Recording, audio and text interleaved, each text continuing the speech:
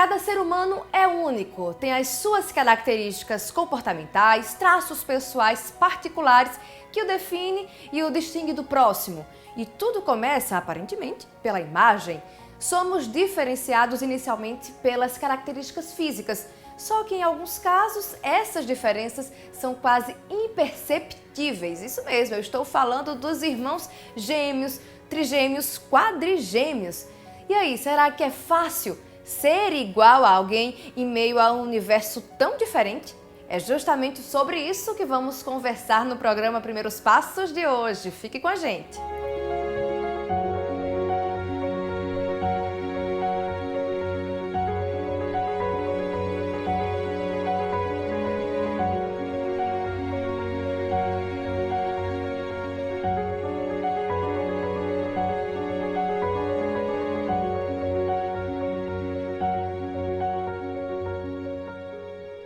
Quem é pai ou mesmo mãe de gêmeos sabe que ser aparentemente igual a alguém tem lá suas vantagens. Mas uma coisa tem que ficar claro desde o início: ninguém é igual a ninguém.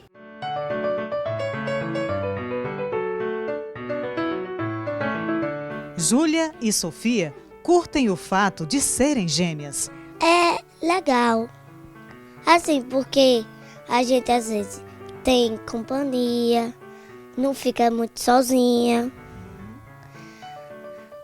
E às vezes a gente não fica triste. As irmãs gêmeas gostam de falar sobre as diferenças e as semelhanças que existem entre elas. Todos os gostos são diferentes, né? Quase todos. Por exemplo, o jeito de brincar. Ela gosta mais de pintar, eu gosto de correr. Ela gosta de pular, eu gosto de ficar sentada também às vezes. Ela gosta de ficar quieta na dela, eu gosto de falar. As gêmeas preferem roupinhas parecidas, com o mesmo modelo. A maioria a gente usa igual. Pois é, mãe, eu gosto de comprar igual. No início, quando eu engravidei, eu tinha na minha cabeça que eu não ia vestir iguais. Eu não gostava, acho que cada uma tinha que ter a sua identidade. Mas aí, por orientação médica, ela me disse para vestir iguais, mudando só assim, algum detalhe, uma cor, só isso. E cresceram assim. Apesar dos gostos semelhantes das meninas, Manuela reconhece que as filhas gêmeas têm comportamentos bem diferentes. Sofia, ela é muito meiga. Ela aceita tudo rápido, é compreensiva. Juju já tem um temperamento muito forte. Ela não aceita nada de primeira. Ela sempre questiona: mãe, por que isso? Por que essa regra? Por que é que não pode ser do meu jeito? Mas não, nem por isso deixa de ser carinhosa, muito carinhosa. Chega direto para dizer que ama, beija, abraça até mais do que Sofia. Elas têm muitas diferenças, mas o que eu acho legal é que uma aprende com a outra. E elas se admiram. Para ela, ser mãe de gêmeas é uma experiência cheia de magia, descobertas e desafios, sempre. O coração da mãe dá para tudinho. Se fosse 2, 3, 4, é a mesma atenção. É fácil, é natural.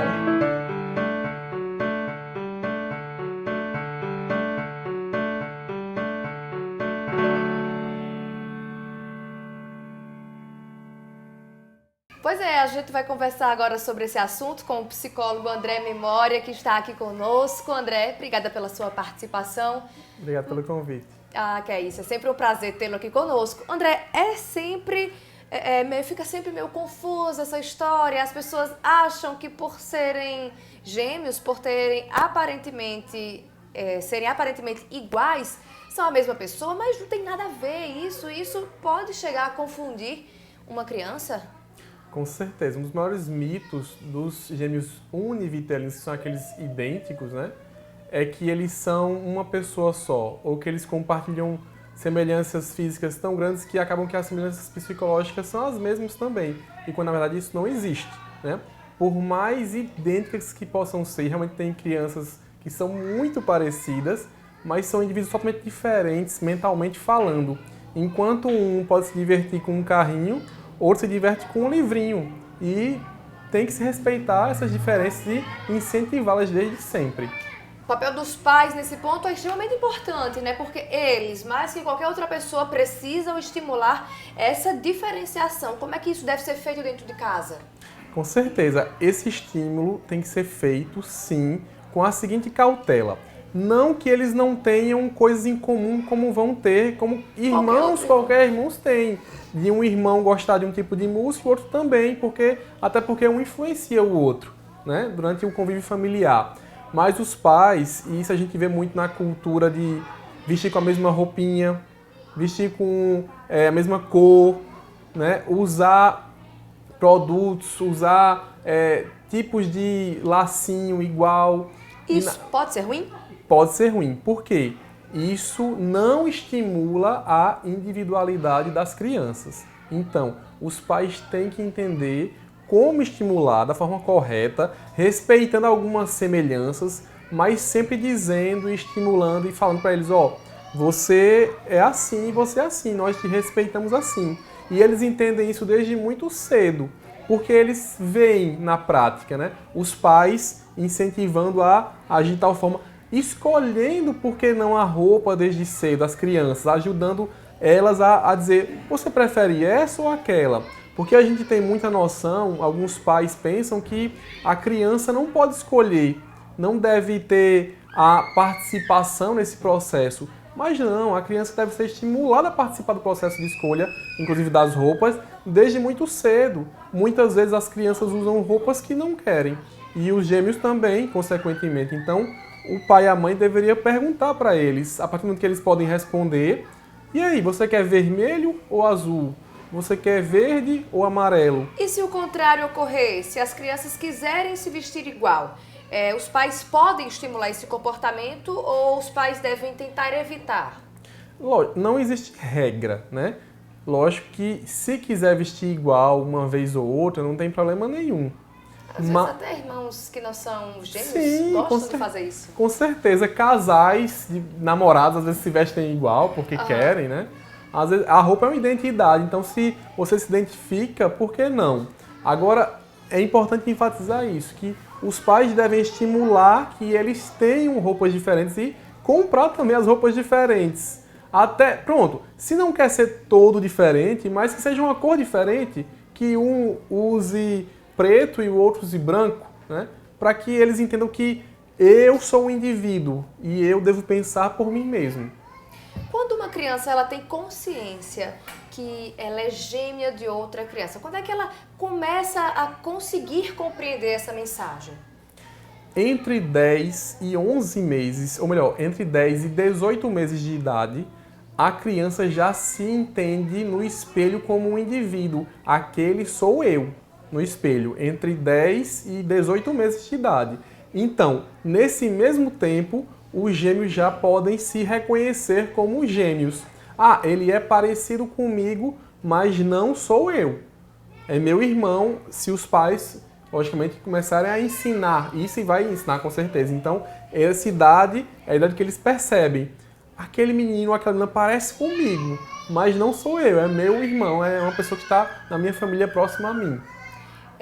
Então é chegada a hora de ir à escola. E aí começa várias mudanças na vida dessas crianças, né? E aí, separar ou não separar essas crianças em salas de aula diferentes? Quando se trata de gêmeos, tem muitos mitos, né, na criação, o que fazer, desde a roupa e a escola é um ponto-chave, né? Não existe regra, mais uma vez, né, se você deve separar ou não. No começo, para a comodidade dos pais, eles sempre põem na mesma turma, né? E se os gêmeos se dão bem, por que não? Permanece. Mas aí, com esse estímulo da individualidade de cada um, talvez os próprios filhos entendam que queiram turmas diferentes. Aí sim os pais devem abraçar essa ideia. Mas se eles querem a mesma turma, se para os pais é interessante também, porque talvez a escola não tenha duas turmas da mesma série, então se locomover para duas escolas não seja tão viável. Ou até mesmo a rotina, né? Um horário diferente do outro. Sim, manhã e tarde, né? Sim, com certeza. Então a vida é uma série de concessões. Nesse aspecto também tem que ser feita a concessão, né? Mais uma vez, que os pais privilegiem a ideia das crianças. As crianças não são seres que vieram ao mundo e não sabem de nada. Não, elas entendem o mundo, interpretam, não com a nossa capacidade de adulto, mas com a delas. E se os pais souberem interpretar os desejos delas e souberem, dentro da disciplina, do que é o melhor para eles, sempre deve ser incentivado o gosto das crianças.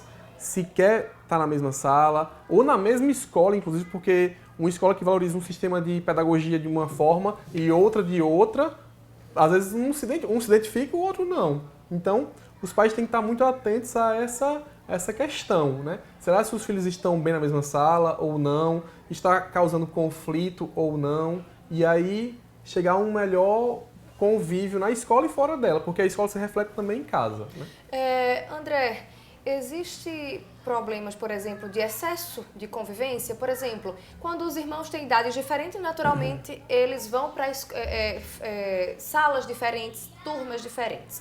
No caso dos gêmeos, quando eles ficam juntos, eles vão ficar juntos dentro de casa, vão ficar juntos na escola. Sim. E vão ficar juntos muitas vezes numa atividade física, por exemplo. Sim. É 24 horas, né? Então ficam 24 horas bem juntos. Gera mais conflito. Com certeza. Todo irmão geralmente tem conflito, né? Isso é quase uma regra. Irmãos brigam. E muitas vezes essas brigas são saudáveis, quando elas não levam a uma briga extrema, porque são indivíduos, são seres humanos que estão crescendo, se desenvolvendo, pensando diferente, pensando sobre aspectos da vida que um concorda e o outro não. E aí, mais uma vez, eu volto para que os pais tentem incentivar a individualidade. Por exemplo, tem 2 meninos, então os 2 querem futebol, automaticamente. Não, nem sempre os 2 querem futebol. Às vezes nenhum quer futebol, mas às vezes um quer e o outro quer o judô, ou o outro quer o balé, por que não? Então, os pais têm que estar atentos a cada um dos filhos, porque são indivíduos diferentes, com gosto, sensações, pensamentos, sentimentos individuais próprios deles. Então, pode botar em uma atividade? Sim, pode, os 2 juntos, lógico. Mas pergunte se eles querem, pergunte se atrai eles a fazer aquela atividade. Porque sempre estar junto pode ser bom, pode, mas não é o ideal. Por quê? Mais uma vez, isso não incentiva a individualidade. E os pais devem incentivar, devem mostrar para eles que, você tem um gosto e você tem esse. Você gosta de piano, você gosta de guitarra. E eu valorizo vocês da mesma forma. Não importa se um gosta de piano ou de guitarra, mas os 2 têm um valor e eu amo os 2 da mesma forma. Então, naturalmente, esse conceito de estimular a individualidade também poderia ser aplicado dentro de casa para, no caso deles quererem, por exemplo, ficar em quartos separados? Com certeza, porque geralmente quando as crianças nascem, ainda bebês, os pais tendem a colocar ambos no mesmo quarto, até pela facilidade do manejo. Mas quando a criança vai crescendo, permanece no mesmo quarto. E na hora, se eles quiserem separar, dá para separar, numa boa. Com certeza. Se as crianças tiverem esse interesse, é de extrema valia que eles sejam separados, né? Por quê? Isso incentiva demais a individualidade, né? Talvez para os gêmeos tenha um peso até mais forte do que para irmãos que não são gêmeos. Sim, talvez. Porque eles vivem junto o tempo todo, desde a barriga, né, até a fase adulta. Muitas vezes eles fazem muitas coisas juntos e realmente essa separação pode dar um ganho extraordinário. Até a própria decoração de cada quarto conta como um estímulo à individualidade, né? Porque um quer outra cor, outro quer outra, um quer um desenho animado, outro quer outro, e isso é muito positivo, porque aí eles veem, eita, eu não preciso fazer futebol porque meu irmão faz. Eu posso fazer judô, eu posso fazer balé, eu posso fazer qualquer outra atividade. E meus pais valorizam isso. As crianças percebem isso mesmo que os pais não digam nada. Só em agir dessa forma de conversar, incentivar essa individualidade. No caso, um quer maçã, outro quer pera. Por que não dar uma maçã e uma pera e não só pera ou só maçã? Porque os 2 querem uma fruta. Então, eles percebem isso e começam a agir de tal maneira que eles vão se guiando para que essa psique dele, o modo de pensar, seja dele próprio ou dela, né? André, a gente observa também que no caso de irmãos que são gêmeos ou trigêmeos, a gente observa que na hora da briguinha, a criança lá brigou, fez uma travessura, os pais chegam, às vezes não querem nem saber o que é que houve. Botam os 2 de castigo, como se fossem, novamente a gente chega naquele ponto, Sim. uma coisa só, né? muitas vezes não dá espaço nem para eles se explicarem. Dizer, não, quem começou foi ele, eu não fiz nada, sou a vítima, quem tem que ser punido é ele, não eu, né? Teoricamente, seria isso. Isso também é uma atitude que pode ir contra essas crianças, no caso de, eu não fiz, meu irmão que fez, mas eu também estou pagando pelo que ele fez. Com certeza, o senso de justiça deles, das crianças nesse caso, vai ser prejudicado na fase adulta, porque eles veem que o mesmo peso, a mesma medida, vamos dizer assim, para os dois, independente do que faça. Isso não é nada positivo. Então, os pais devem saber que eles podem ser disciplinados e punidos de forma pedagogicamente correta, né? De forma separadamente, assim como a gente vem falando desde o começo do programa. Se um fez algo errado, ele deve ser disciplinado de uma forma, e o outro da outra forma se fez algo diferente ou se não fez nada errado. Então, não faz sentido punir os dois por algo que só um fez, porque, mais uma vez, são duas pessoas diferentes. E a disciplina, ela não é igual para pessoas diferentes, ela é diferente para pessoas diferentes. Então, tem que ser pesado sempre cada comportamento, o que aconteceu. De preferência, aproveitar as idades idênticas, né? Para ensinar, seu irmão fez isso não é permitido aqui em casa, então ele vai receber esta punição. Então, se você fizer a mesma coisa, você também receberá. Ou seja, um irmão vai servir de exemplo para o outro. E é mais um aspecto positivo dos gêmeos, no qual os pais podem sempre dar um como exemplo do outro, para que entendam que cada ação haverá uma reação. Cada ação requer uma disciplina tão individual quanto aquela ação foi. Ok, então, a gente vai a um rápido intervalo, mas daqui a pouquinho vamos continuar a tratar desse assunto, né, de irmãos gêmeos. Não sai daí não, que a gente volta já já.